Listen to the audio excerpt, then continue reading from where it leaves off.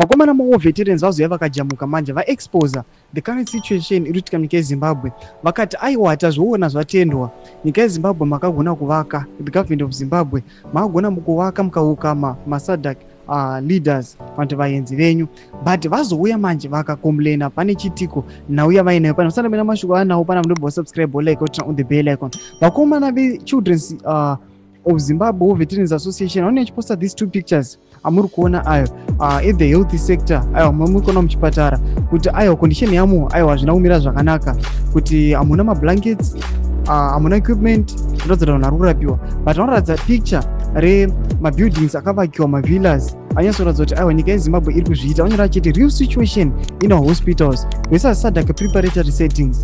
Besides EDC legacy of corruption and poor governance, the man is obsessed with misplaced priorities and misappropriation of funds. Civil servants and pensioners are suffering in the hands of Mnangagwa. Vakomana vekoza vamoza kuti ndo vanosapota our government, but tikuona vazoya vakagwadziwa nechitiko chiri very very touching chavari kuona kuti aiwa vanhu ava vari kutambura. Musatamba nekurwara kuti unongosva ngononzi rara kumuchipatara, hapana nesi ari kuuya achikurapa achikupa mushonga wacho, hapana kudhiriswa kwaunoitiwa, attention chaiyo medical attention hausi kuipiwa.